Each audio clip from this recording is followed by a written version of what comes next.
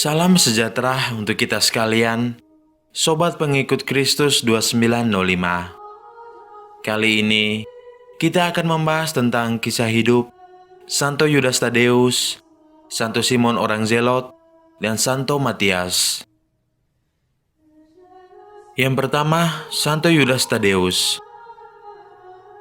Santo Yudas Tadeus lahir di Galilea dan dikenal sebagai salah seorang dari ke-12 Rasul Yesus. Menurut tradisi, Santo Yudas adalah saudara sepupu Yesus. Ia adalah putra dari Kleopas dan istrinya Maria, yang adalah sepupu dari Bunda Maria, ibu Yesus.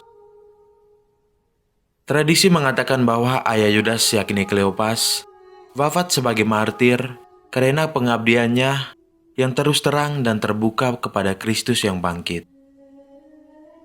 Yudas yang disebut juga Tadeus, yang artinya si pemberani, pada perjamuan malam terakhir, dengan berani Santo Yudas bertanya kepada Yesus, "Tuhan, apakah sebabnya maka engkau hendak menyatakan dirimu kepada kami, dan bukan kepada dunia?" Jawab Yesus, "Jika seorang mengasihi aku, ia akan menuruti firman-Ku dan Bapa-Ku, dan akan mengasihi dia, dan kami akan datang kepadanya, dan diam bersama-sama dengan dia." Setelah Pentakosta, Santo Yudas Tadeus berkarya memberitakan Injil di Yudea, Samaria, Idumea, Suria, Mesopotamia, dan Libya. Ia juga dikatakan telah mengunjungi Beirut dan Edessa. Ia bersama Santo Bartolomeus secara tradisional diyakini adalah orang pertama yang membawa agama Kristen ke Armenia. Dan oleh karena itu, dihormati sebagai orang kudus pelindung gereja apostolik Armenia. Tradisi ini diperkuat dengan keberadaan dua buah biara di Armenia, yaitu biara Santo Tadeus yang sekarang berada di wilayah Iran Utara, dan biara Santo Bartolomeus yang sekarang menjadi wilayah Tenggara Turki. Santo Yudas Tadeus meninggal sebagai martir sekitar tahun 65 di Beirut, di provinsi Romawi Suria, bersama-sama dengan Santo Simon orang Zelot. Pada lukisannya dari abad kedua, terlihat bahwa ia sering terlihat memegang kapak. Ini mungkin melambangkan cara bagaimana ia dibunuh. Santo Yudas Tadeus dikenal sebagai santo pelindung untuk perkara yang sulit atau hampir tidak ada harapannya. Umat beriman sering mohon bantuan doanya ketika tampaknya hampir tidak ada harapan sama sekali atas persoalan mereka. Seringkali Tuhan menjawab doa-doa mereka oleh karena bantuan doa Rasul ini. Terdapat sebuah doa novena yang indah dan penuh dengan kekuatan rohani yang ditujukan pada Rasul Yudas Tadeus. Untuk memperingati pesta Santo Yudas Tadeus, umat Katolik merayakan setiap tanggal 28 Oktober.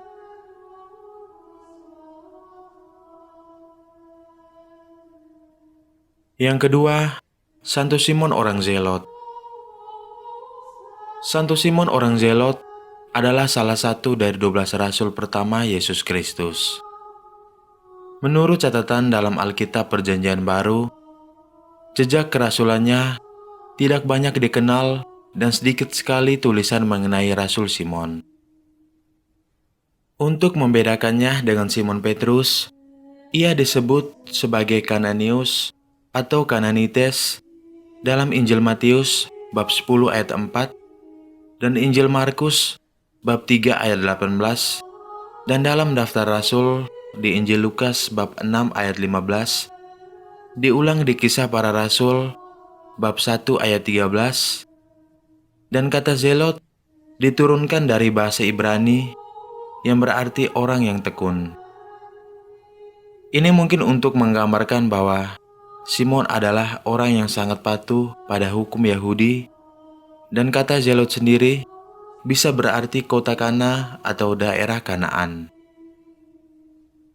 Bersama para rasul yang lain, Simon menerima karunia Roh Kudus pada hari Pentakosta. Kemudian, menurut tradisi, ia pergi ke Mesir untuk mewartakan iman. Selanjutnya ia pergi ke Persia bersama dengan Rasul Santo Yudas Tadeus, dan keduanya wafat sebagai martir di sana. Untuk memperingati pesta Santo Simon orang Zelot, umat Katolik merayakan setiap tanggal 28 Oktober.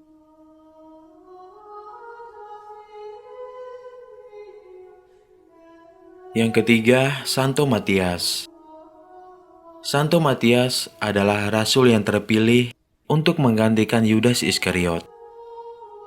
Sebelumnya ia telah menjadi pengikut Kristus sejak Kristus tampil di hadapan orang banyak.